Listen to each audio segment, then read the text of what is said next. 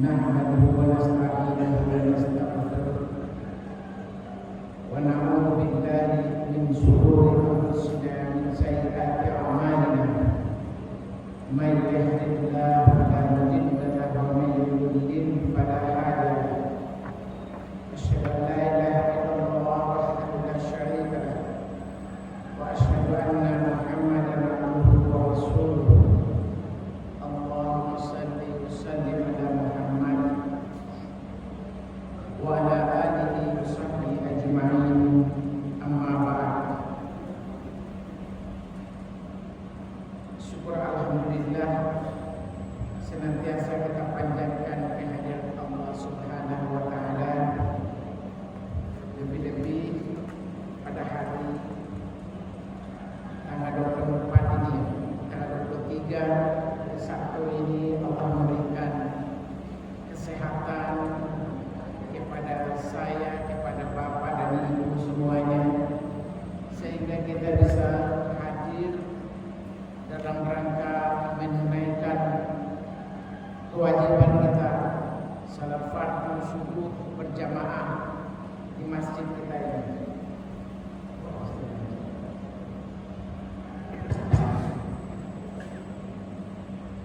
Lebih dari itu kita bersyukur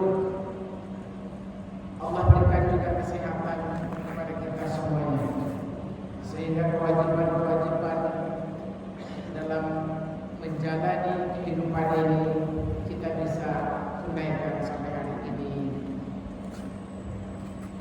Bapak dan Ibu yang kita muliakan, terutama kepada takmir, pengurus daripada Masjid Al-Islam, masjid kita ini. Saya pernah hadir di sini kalau saya tidak salah. Kalau subuh saya sering hadir di sini Bapak dan Ibu. Maghrib juga, tapi untuk mengisi kajian saya tidak salah tahun 2018 pernah dulu ketemu dengan Bapak-bapak dan Ibu di sini. Tahun 2019 juga pernah saya mengisi di sini bersama Ustaz Al-Khattab dalam gerakan Indonesia Salat Subuh ketika itu. Alhamdulillah kajian kita ketika itu masih berjalan sampai hari ini di masjid-masjid yang ada. Sebelum saya lanjutkan, saya minta tolong kepada Bapak dan Ibu mengisi, ada saya bawa buku dituliskan nomor HP dan namanya. Saya ada channel dakwahnya Buya Fikri Bainu. Jadi kalau bapak-bapak ada nomor HP-nya di sama saya, nanti insya Allah tiap hari saya akan kirimkan ada tutorial salat duha, ada tutorial salat fardu, ada tutorial daripada ibadah yang semuanya. Ada sedikit sudah mungkin ada sekitar 200 video dakwah saya bisa kirim ke Bapak dan Ibu.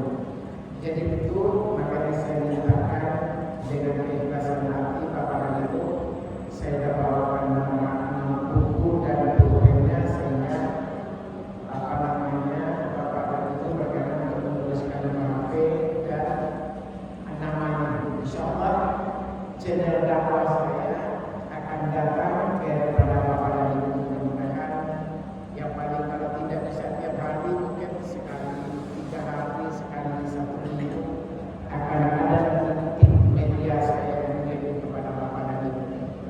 Mudah-mudahan ada manfaatnya setelah kajian ini, bisa dilanjutkan dengan channel dakwah itu yang akan di media saya akan menyampaikan kepada Bapak dan Ibu.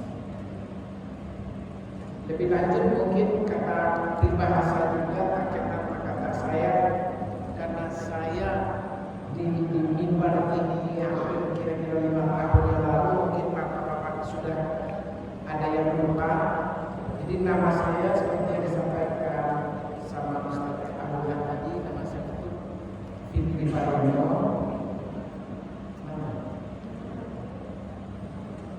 Kemudian aktivitas saya sehari-hari selain saya berjualan di Tanah Abang dan di sini, Bapak dan Ibu, saya sejak tahun 98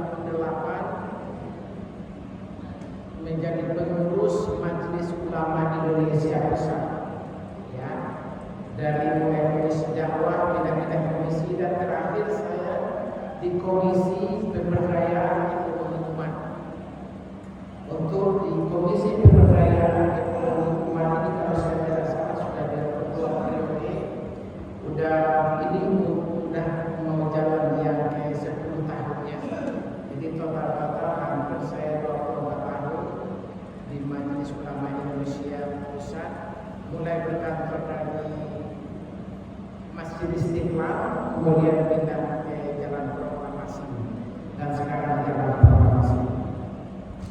Di samping itu saya bersama ustaz-ustaz di Jakarta yang untuk kelompok daripada orang bawahnya kita mendirikan namanya Dai dan Telinga. Nah itu sudah ada, kalau saya tidak salah sudah ada di 15 provinsi di Indonesia ini, dan ada juga di perwakilan luar negerinya sekitar ada di Brunei, di Malaysia, di Mesir, di Saudi, bahkan di Amerika ada sekitar 8 negara lainnya ada juga Dai atau Minang.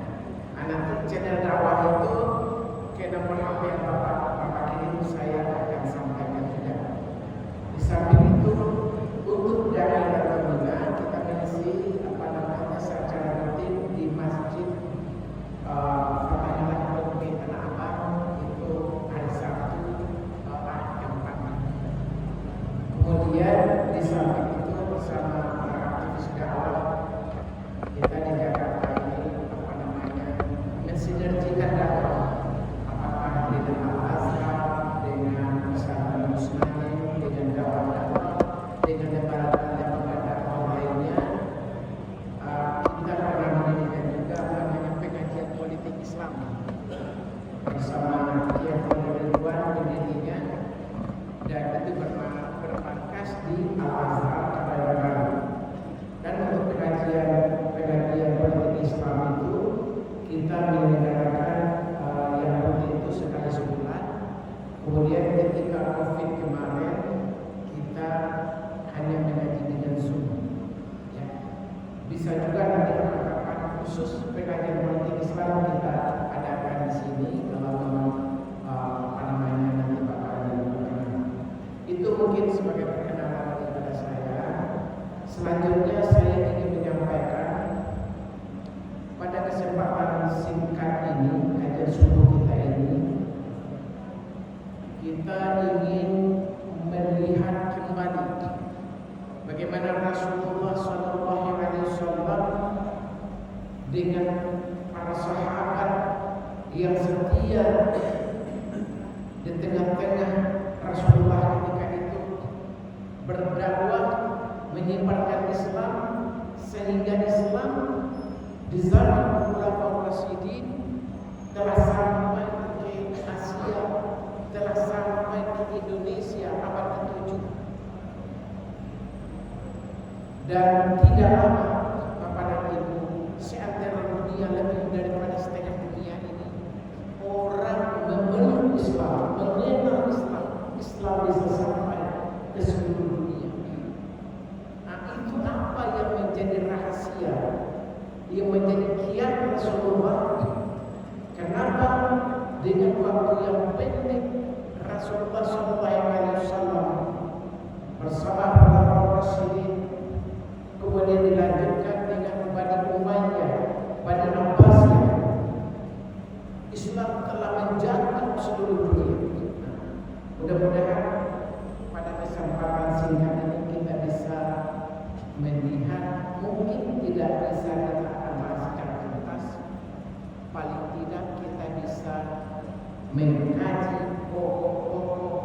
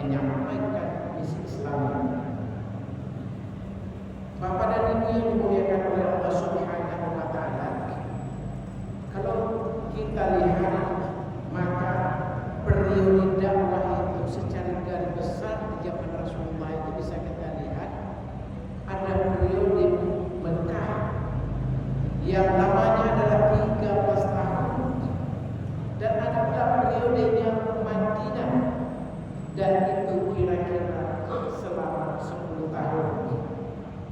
Antara metode dakwah di Mekah dan di Madinah itu adalah mempunyai karakteristik yang berbeda.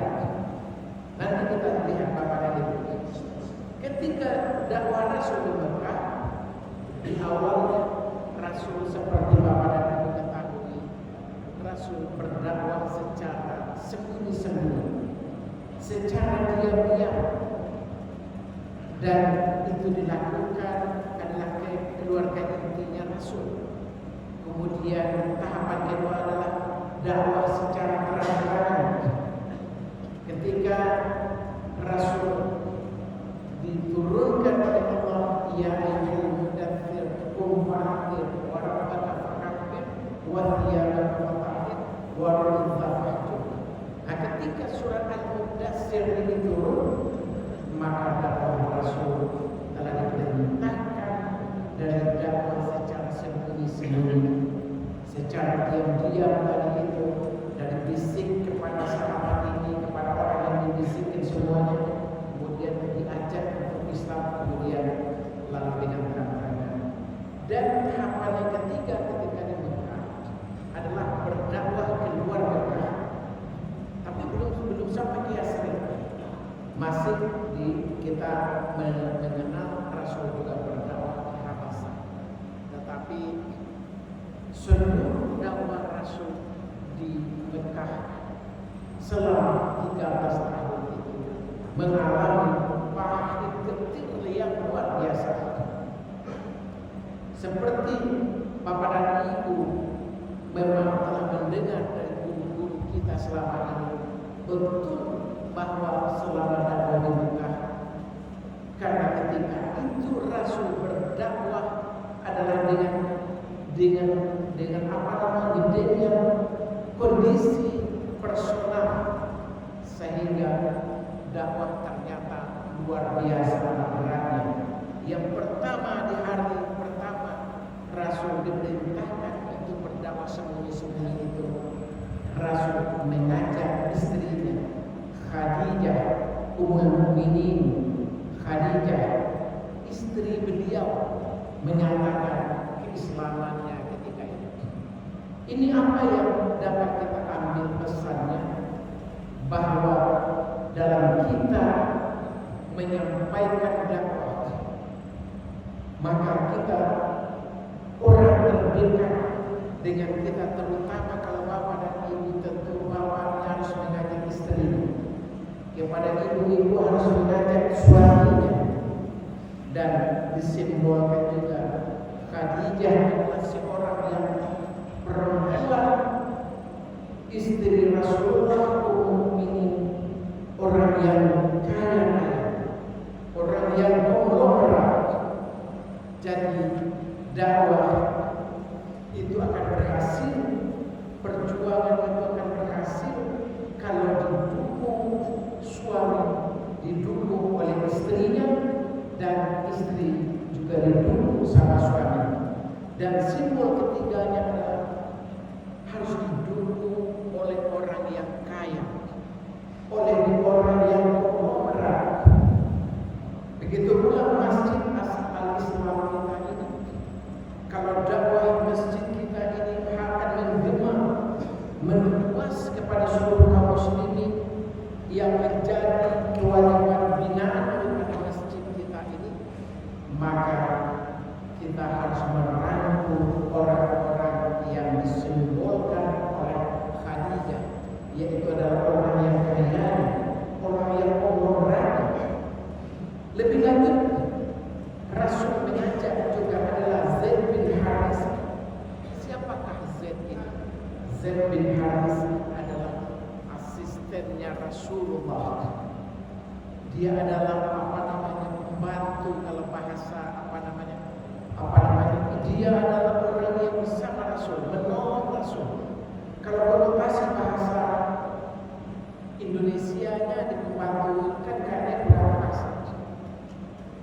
karena dia adalah pejuang yang luar biasa dan bin Harisah, orang yang as-sabiquna al-awwalun, orang yang sangat loyal kepada Rasulullah, meringankan tugas-tugas Rasulullah, dan dia didakwahkan sama Rasul, dan dia langsung masuk Islam. Jadi Bapak dan Ibu, orang yang dekat dengan kita suka kita abaikan. Mungkin Bapak dan Ibu ada punya usaha toko, atau di rumah punya asisten di rumah tangga yang membantu keluarga. Kadang-kadang untuk Islam yang kita lupa mengingatkan dia.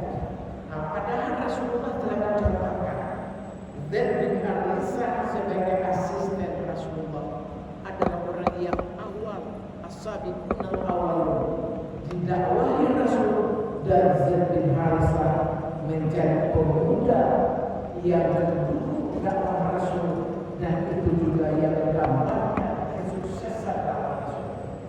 Nanti yang ketiga sama Rasul adalah anak paman beliau sendiri, yaitu Ali bin Abi Thalib. Seperti Bapak dan Ibu, Ali bin Abi Thalib dakwahi Rasul. Rasul menerima wahyu manusia. Kemudian Rasul mendakwahi Ali bin Abi Thalib. Dia bukan pemuda, bukan orang dewasa, boleh dikatakan anak-anak atau remaja usia 8 tahun, tetapi karena dia di dalam pengasuhan Rasulullah dan dia kenal betul siapa yang mengajak dia, dan yang mengajak dia adalah Rasulullah SAW, dan dia langsung percaya dan dia langsung menyatakan keimanan dia. Ini juga merupakan penyumbang keberhasilan daripada dakwah. Kita keponakan kita harus kita ajak, remaja-remaja kita harus ajak, remaja-remaja kita, anak-anak kita, keponakan kita, siapapun generasi kita yang berusia 8 tahun harus kita libatkan untuk berdakwah Islam, untuk memakmurkan masjid kita.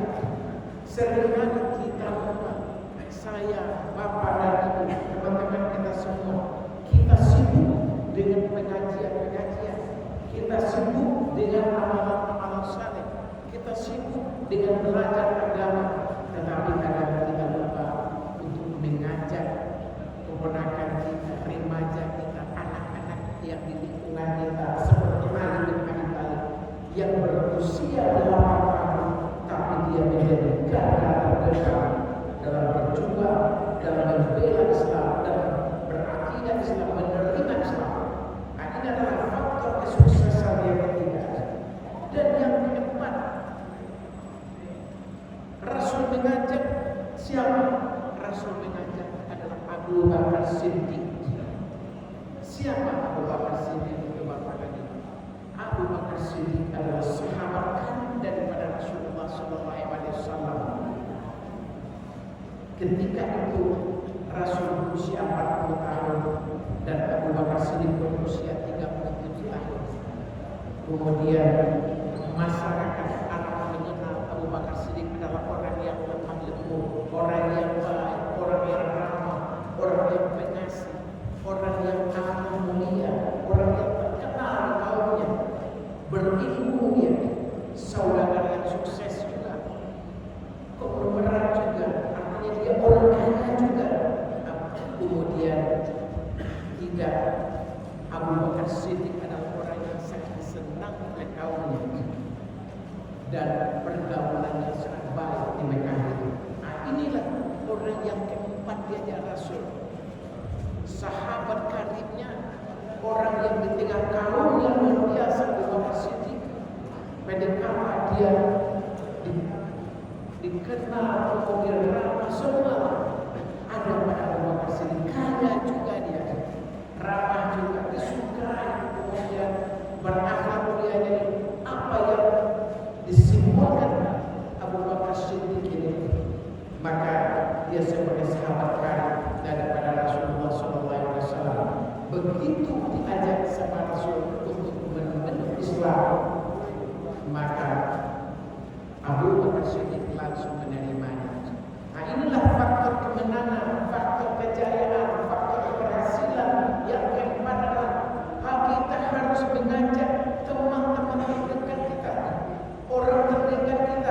terutama mereka adalah orang yang disenangi oleh teman-temannya, orang yang disenangi oleh tetangga-tetangganya, orang yang menjadi tokoh bagi masyarakatnya, yang akhlaknya bagus, yang kongresnya, yang kaya ini, yang pendek kata Abu Bakar Siddiq adalah orang yang betul-betul memang seluruh masyarakat Arab itu menyukai dia. Nah, ini bapak dan ibu yang dimuliakan oleh Allah. Untuk keberhasilan dakwah kita harus mengajak orang yang disimbolkan oleh Abu Bakar Siddiq ini adalah orang yang disenangi, adalah sahabat-sahabat karib. Jadi jangan sampai bapak dan ibu kita semuanya para pendakwah berdakwah hanya untuk diri sendiri atau berdakwah di kalangan tidak melibatkan sahabat-sahabat karib, tidak melibatkan orang-orang terkaya, dan lebih lanjut kita menyaksikan di Mekah ketika itu begitu Abu Bakar Siddiq dia menerima ajaran dari Rasulullah, maka berbondong-bondong sahabat-sahabat daripada Abu Bakar Siddiq dia ajak lagi orang-orang yang kalau istilah anak sekarang tongkrong sama-sama nongkrong dengan Abu Bakar Siddiq dia ajak semua. Jadi melalui tangan Abu Bakar Siddiq ini masuklah Utsman bin Affan ketika itu berusia 30 tahun. Kemudian masuklah Zubair bin Awam, dia adalah remaja yang berusia 12 tahun. Masuk pula Abdurrahman bin Auf, kok nomor Mekah ketika itu Abdurrahman bin Auf berusia 30 tahun. Kemudian masuk Islam pula Sa'ad bin Abi Waqqas berusia 17 tahun, dan masuk pula Talhah bin Ubaidillah 13 tahun. Dan menurut sejarawan Ibnu Hisam, dia menjelaskan periode Ashabul Awal ini lebih 40 orang para sahabat itu yang masuk Islam, dia orang-orang Mekah yang masuk Islam. Akhirnya 40 sahabat Muslim di awal-awal Islam itu menyatakan keislamannya. Lalu kita lihat siapa dia. Tentang Utsman bin Affan adalah orang kaya yang dermawan. Dia menerima Islam di awal-awal. Orang kaya yang dermawan, yang di kaumnya dihargai, dan tokoh di Mekah ketika itu. Dan itu menjadi faktor kejayaan daripada Islam. Jadi kita harus melibatkan orang yang kaya dengan dermawan, yang menjadi tokoh di kaumnya, yang menjadi tokoh di masyarakatnya, sehingga dakwah kita, masjid kita, umat kita, Islam di negeri kita akan bisa berjaya ketika orang-orang yang suka menginfakkan hartanya, orang yang kaya yang suka menafkahkan hartanya, apakah dengan infak, zakat, sedekah atau wakaf, sehingga kejayaan Islam tidak kesusahan dari segi sumber dananya. Dan kita bisa melihat sampai hari ini masih ada rekening wakafnya, infaknya, sedekahnya atas nama Utsman bin Affan. Coba 1500 tahun lebih masih ada rekening, masih ada bukti-bukti sejarah, hotelnya, kemudian sumber air minum, dan banyak yang bekas, dan itu yang merupakan wakaf dan infak daripada Utsman bin Affan. Jadi kejayaan umat harus didukung oleh orang yang kuat seperti Utsman bin Affan. Lebih lagi kita perlu melibatkan penerima Islam yang dari Abu Bakar Siddiq, yaitu adalah Zubair bin Awam. 12 tahun usianya bapak dan ibu. Generasi kita 12 tahun masih belum bisa apa-apa. Jadi oleh sebab itu kita harus meneladani dengan contoh ini. Rasul kenapa remaja dia setelah Ali bin Abi Thalib 8 tahun. Rasul Yang menerima Islam adalah Zubair bin Awam 12 tahun.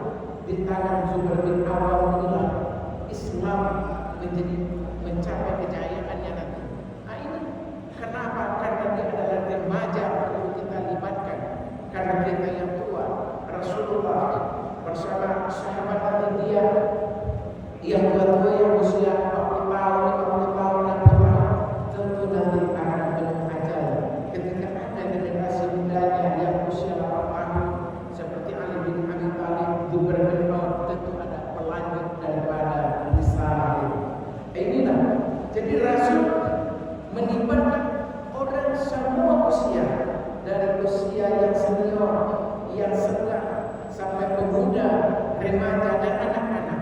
Dan kita lihat juga yang menerima dakwah selanjutnya adalah Abdul Rahman bin Auf. Konglomerat Mekah usia 30 tahun.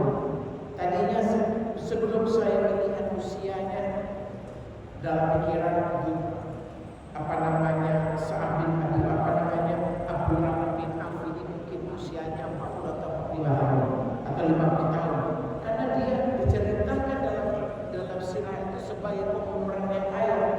Ternyata dia usianya 30 tahun. Ya. Abdul Rahman bin Auf 30 tahun dia telah jadi pemeran dan menerima Islam dan Rasulullah. Dan selanjutnya Sa'ad bin Abi Waqqas 17 tahun. Sa'ad bin Abi Waqqas 17 tahun ini juga masih tergolong kepada remaja di atas anak-anak sedikit. Dan ini adalah yang menjadi contoh bagi kita. Kejayaan Islam itu harus didukung juga oleh pemuda-pemuda atau remaja yang di atas remaja dikit yang berusia 17 tahun. Kemudian Talhah bin Ubaidillah 13 tahun Bapak dan Ibu. Ini yang menerima Islam. Jadi kalau kita lihat usia-usia yang menerima Islam di awal itu adalah lebih banyak yang dari remaja, dari anak-anak, pemuda. Justru yang usia lanjut seperti kita yang banyak juga di antara kita yang bekerja atas 50 dan lain-lain. Ternyata mereka dari Islam banyak yang di usia-usia muda. Jadi inilah yang perlu kita inikan, kita contoh. Terdapat para saudara Rasul adalah melibatkan, yang pertama dia melibatkan pemeran, yaitu diawali dengan Khadijah.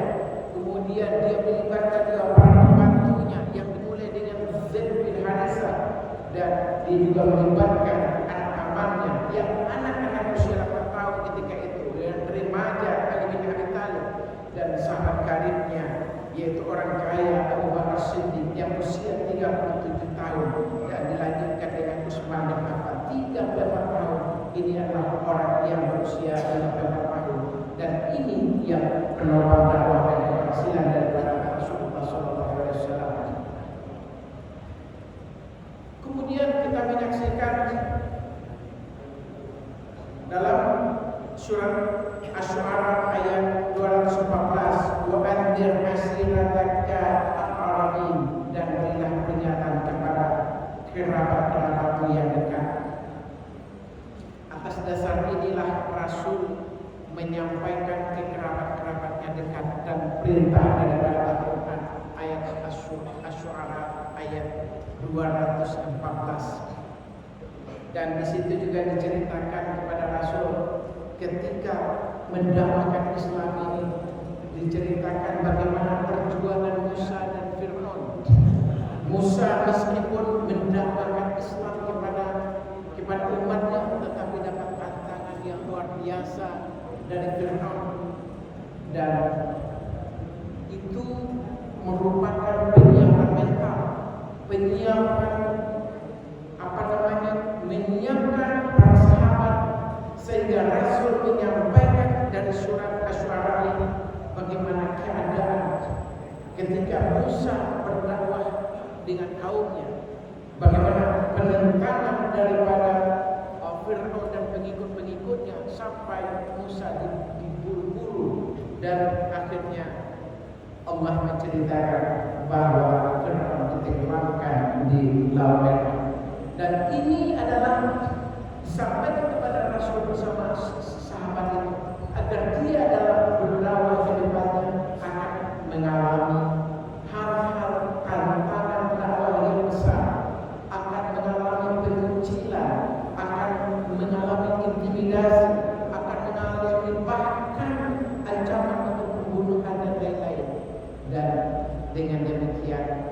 dengan surat Asy-Syu'ara ayat 214 itu, maka Rasul bersama sahabat menyiapkan mentalnya karena membawa risalah Islam akan mendapat tantangan dan ancaman yang banyak.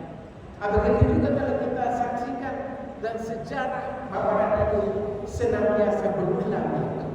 Bahkan sampai hari ini kita bisa menyaksikan bagaimana pahit getih perjuangan Musa berdakwah menghadapi Fir'aun, dan akhirnya Allah mentenggelamkan Fir'aun di Laut Merah dan Allah memberikan kemenangan kepada Musa.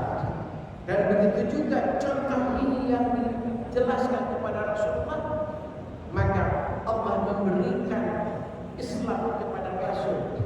Rasul berdakwah bersama para sahabat selama di Mekah. As-Sabiqun al-Awwalun, ada 40 orang penopang dakwah Rasulullah. Kemudian selama 13 tahun berdakwah di Mekah dengan ayat dia. Cuma yang masuk Islam tidak lebih dari 200 orang, Bapak dan Ibu. 13 tahun 200 orang. Itu karena dakwah Rasul di Mekah itu adalah berbentuk dakwah personal. Dakwah tidak dalam kelembagaan. Dakwah seperti kita di masjid ini, kita hanya mengajak, kemudian kita menyampaikan, dan sementara karena orang yang kita ajak di Mekah itu Rasul bersama sahabat adalah orang yang masuk betul-betul Islam, akhirnya dia mengalami paham getir daripada berdakwah di Mekah itu.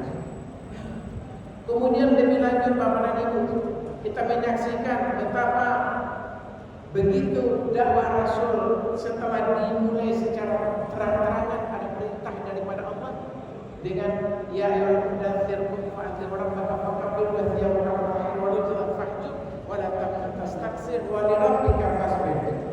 Dengan ayat itu maka Rasul diperintahkan untuk berdakwah secara terang-terangan. Kalau perintah yang tadi kita dakwah masih diam-diam, itu berdakwah di rumah Al-Arqam dan tidak terbuka seperti dakwah kita hari ini. Kemudian begitu perintah dakwah untuk melakukan secara terang-terangan, dan disitulah Bapak dan Ibu, Rasulullah mengalami ancaman, mengalami siksaan, mengalami berbagai-bagai masalah pahit dan getir yang dihadapi Rasulullah SAW di tengah-tengah kaumnya di Mekah ketika itu.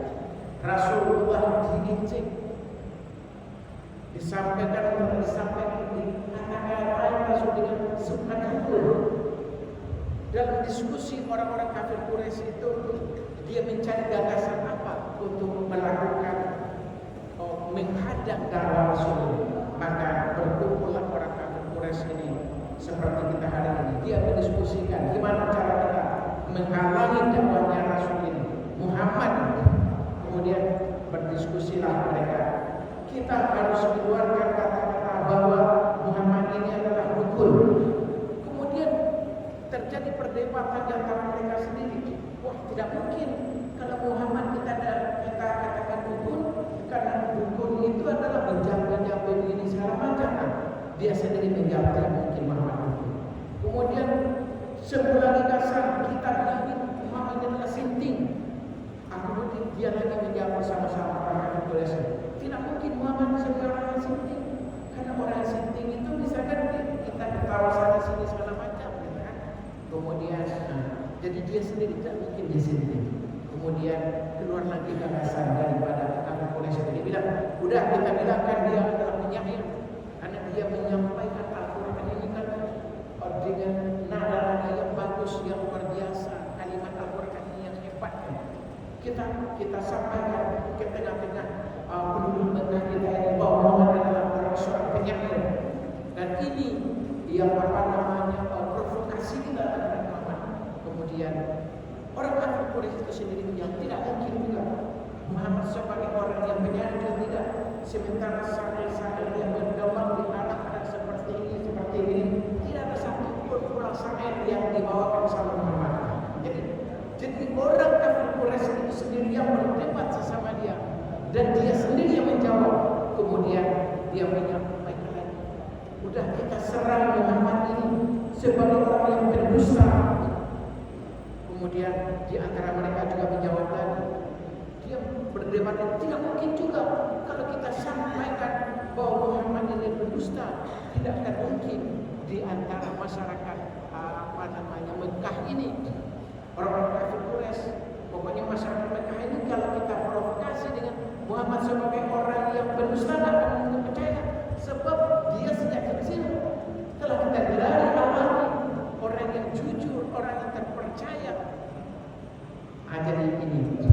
Jadi ternyata orang kafir Quraisy itu, orang-orang kafir Mekah itu mengalami kesulitan yang luar biasa untuk memprovokasi, untuk melakukan penyerangan, untuk menghadap kepada dakwah Rasulullah Sallallahu Alaihi Wasallam. Kemudian maka kita menyaksikan akhirnya orang kafir Quraisy itu, ya, dia memutuskan apa saja dia akan lakukan, yang penting intisarinya, walaupun orang-orang tidak akan percaya dengan serangan kita kepada Muhammad itu, maka kita akan lakukan serangan yang intinya adalah kita menghadap dia, jangan sampai dia berhasil untuk membawa misinya di tengah masyarakat kita di Mekah ini. Makanya dia menghadap dakwah Rasul dengan segala macam cemokohan, dengan ejekan, dengan hinaan, dengan olok-olok, dengan menertawakan. Jadi Nabi Muhammad ditertawakan sesama mereka Quraisy itu, dia bikin sandiwara, dia bikin tertawa, dia lecehkan Nabi Muhammad, dia gembosi, kemudian dia juga bilang gila, dia bilang sindik, dan ini dilukiskan di dalam Al-Quran surat Al-Hijr ayat 6. Innaka lamajnun, sungguh kamu ini benar-benar orang gila. Itu kata orang Quraisy kepada Muhammad. Walaupun dia sendiri tidak percaya bahwa Muhammad itu adalah orang gila, tetapi dia tunjukkan innaka lamajnun, sesungguhnya engkau adalah orang gila. Dan itu adalah dilukiskan dalam surat Al-Hijr ayat 6. Dan begitu pula dituduhkan juga sebagai tukang sihir dan pendusta. Ini bisa kita lihat di dalam surat surat As-Sad ayat 4. Hada sahirun, kata ini adalah seorang ahli sihir yang banyak dustanya. Jadi ini dilukiskan oleh Allah bagaimana sikap dari orang kafir Quraisy yang menyerang itu. Maka dia mengatakan bahwa ini adalah sihir yang banyak dusta, walaupun dia sendiri tidak percaya yang diomongkan itu, tetapi dia untuk mengembosi, untuk menyerang Nabi Muhammad, maka dia sampaikan bahwa ini adalah Muhammad adalah penyihir yang pendusta. Dan lebih lanjut juga orang-orang kafir Quraisy itu mengatakan Nabi Muhammad adalah orang yang gila. Sesungguhnya ialah benar-benar orang gila. Surah Al-Alaq ayat 51. Innahu lamajnun. Dan inilah dituduhkan kepada Nabi Muhammad, bagaimana sehingga dia berharap dakwahnya Rasul ini tidak bisa berkembang. Tetapi Allah mempunyai kekuasaan yang berbeda, membela Rasul, membela risalah Islam. Maka apapun yang dilakukan orang kafir Quraisy itu dalam menyerang kepada Nabi Muhammad SAW bersama sahabat, maka cahaya Islam tetap bergema di Mekah itu sampai sebelum Rasul hijrah. Maka pengikut Islam 13 tahun berkisar hampir 200 orang. Kemudian di samping menjelek-jelekan ajaran Nabi, kemudian dia orang kafir Quraisy juga menyerang dengan membangkitkan keraguan.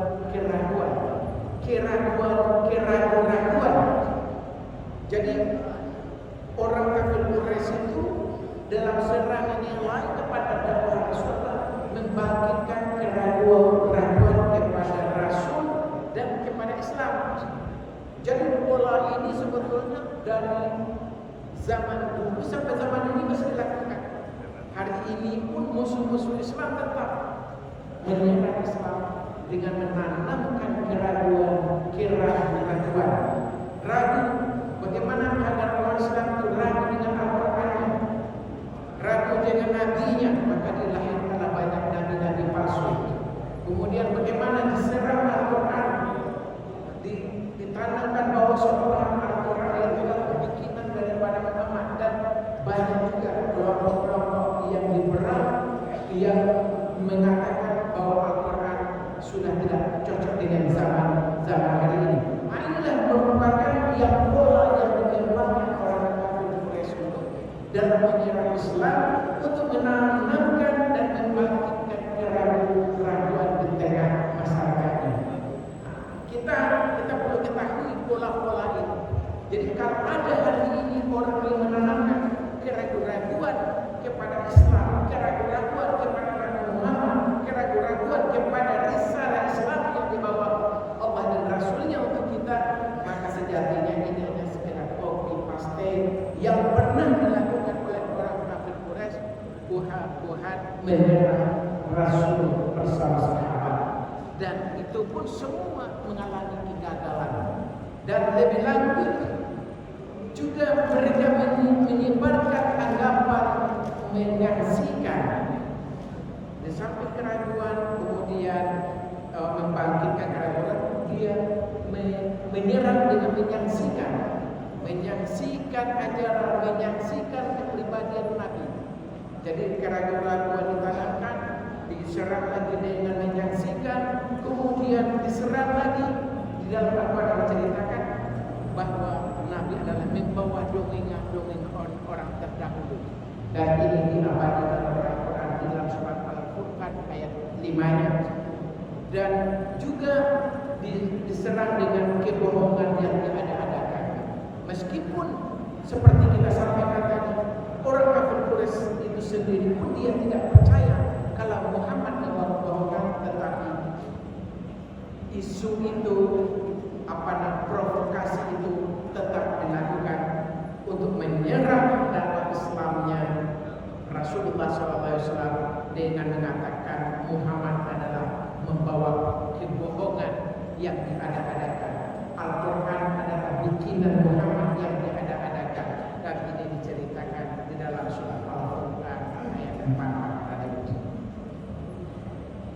Karena semua cara-cara itu orang kafir Quraisy ketika itu tidak mengalami keberhasilan, kegagalan semua yang dia lakukan, karena orang semakin masuk walaupun di dalam kondisi yang sulit dengan berbagai macam penindasan yang dilakukan kepada Rasulullah bersama sahabat, maka tetap saja orang pengikut Islam bertambah terus. Akhirnya apa? Orang kafir Quraisy dia bertumbuh lagi, dia mengadakan rapat lagi. Dan kalau gitu siasat kita sekarang ini, kita ajak coba Muhammad ini berkompromi. Nah, ini langkah yang ketiga daripada ini. Dia ajak dengan penawaran, dengan kompromi, bahwa udahlah, akhirnya dia mendatangi, ya Muhammad, kami mengajak engkau untuk berkompromi. 1 tahun kamu mengikuti ajaran agama nenek moyang kita, menyembah kepada Buddha.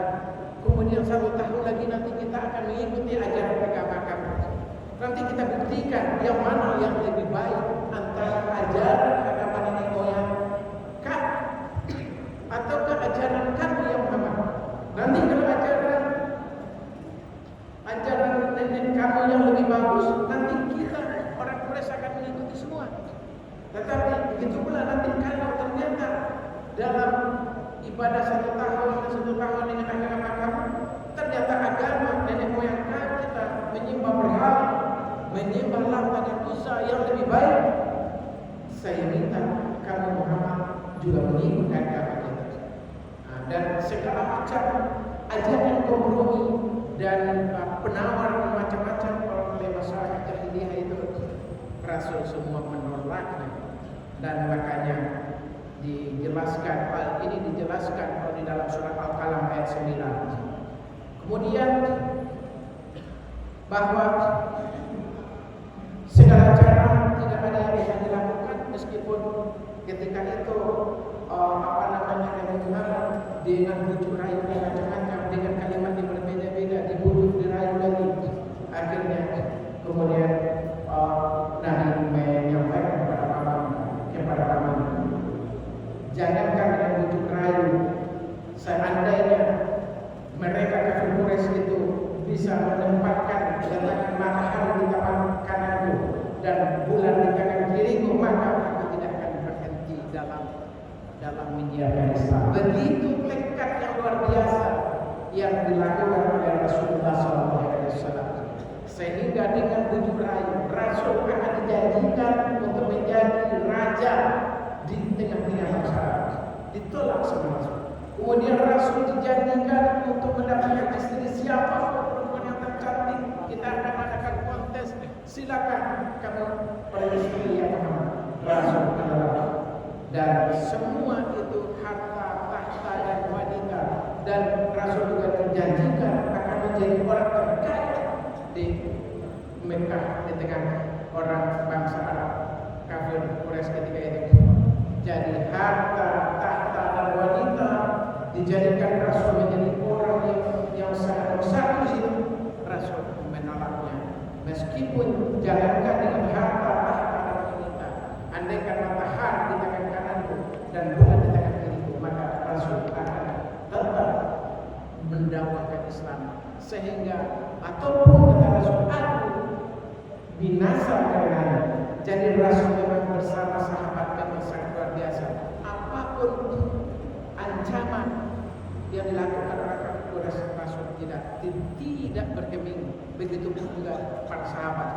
Rasul mengalami dengan bermacam-macam, kemudian dilempari dengan batu, dilempari dengan segenggam batu, dilempari dengan isi perut seekor unta, kemudian dilempari dengan kotoran unta, dipunggung dengan kotoran unta, dilempari dengan pasir-pasir, kemudian disiksa, kemudian dengan cemohan, dengan ejekan, dengan meludahi wajah Nabi dan segala macam. Pokoknya tidak ada manusia yang sanggup, manusia yang pada hari ini, bagaimana penyiksaan yang dilakukan oleh orang kafir Quraisy terhadap yang diterima oleh Rasulullah bersama para sahabat.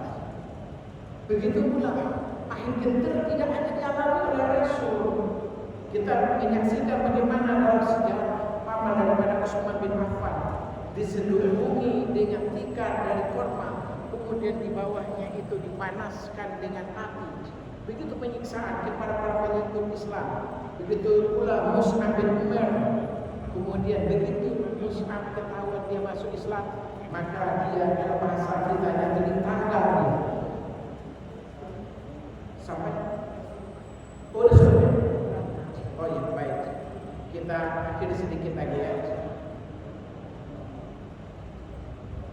Begitulah paling detailnya dakwah Rasul di Mekah. Itu paling detail dakwah Rasul di Mekah itu karena apa? Karena tidak dalam bentuk person. Kemudian Rasul hijrah.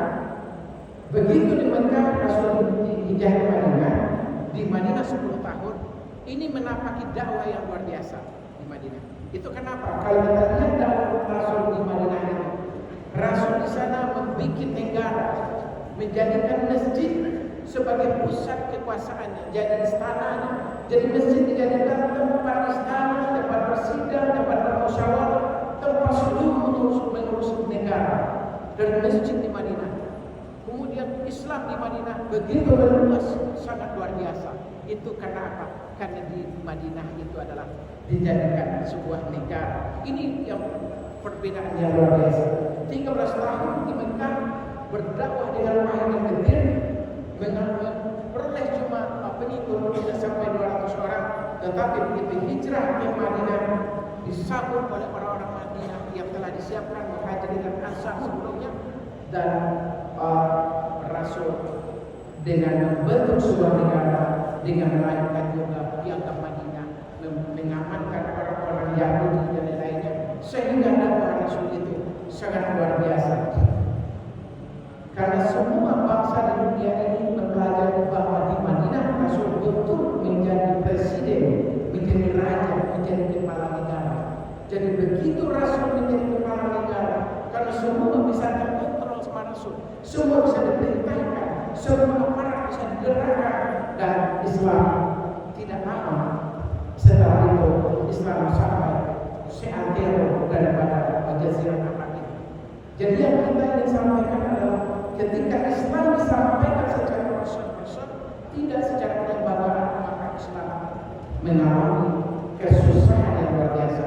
Tetapi begitu Islam didakwahkan secara kelembagaan, secara lembaga negara, karena Rasul sebagai raja dan sebagai Rasulullah, semua bangsa mengetahui di Madinah adalah sebagai kepala negara, dan itu mengalami perkembangan Islam ratusan kali lipat kecepatan dakwahnya, kecepatannya, kemajuannya.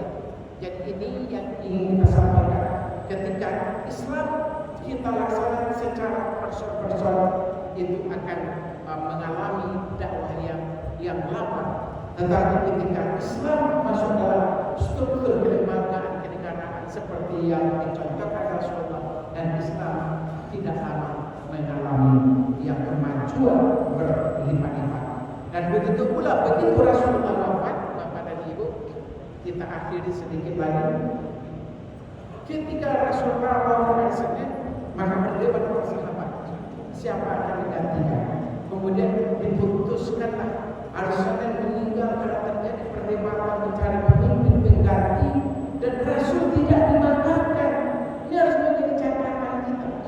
Rasul tidak dimakamkan langsung, padahal memakamkan siapapun yang meninggal adalah bagian tugas kewajiban yang penting. Mensegerakan kalau ada yang wafat. Karena ketika wafat Rasulullah, jasadnya telah dibaringkan di Masjid Nabawi. Kemudian para sahabat Muhajirin dan Ansar berdiskusi siapa yang akan melanjut risalah ini. Ada beberapa sejarah yang ada yang mengatakan 1 hari, ada yang mengatakan 2 hari perdebatan itu, pendiskusian itu, mencari pemimpin berlanjut daripada Rasulullah yang akan melanjutkan kepemimpinan baik secara kenegaraan maupun secara kenabian. Akhirnya 2 hari 2 malam jasad Rasul menurut satu versi sejarah tidak dimakamkan, menunggu pemimpin pengganti. Ada situlah ditemukan Abu Bakar Siddiq menjadi pengganti. Begitu pemimpinnya telah didapatkan, barulah jasad Rasul dimakamkan. Ini adalah pesan kepada kita bahwa pemimpin di tengah umat Islam begitu pentingnya, bahkan jasad yang orang yang meninggal sana ditahan untuk meninggal, untuk dimakamkan sehingga mendapatkan penggantinya. Nah, itulah yang ingin saya sampaikan. Jadi terakhir kita simpulkan apa yang menjadi kesuksesan dakwah daripada Rasul. Yang pertama, Rasul mendakwah berat, mendakwah istrinya, pembantunya, mendakwah anak pamannya, remaja, Ali bin Abi Thalib, sahabat karibnya, orang kaya, orang yang berpengaruh, Utsman bin Affan, orang yang suka dermawan. Itu adalah faktor keberhasilan daripada perjuangan.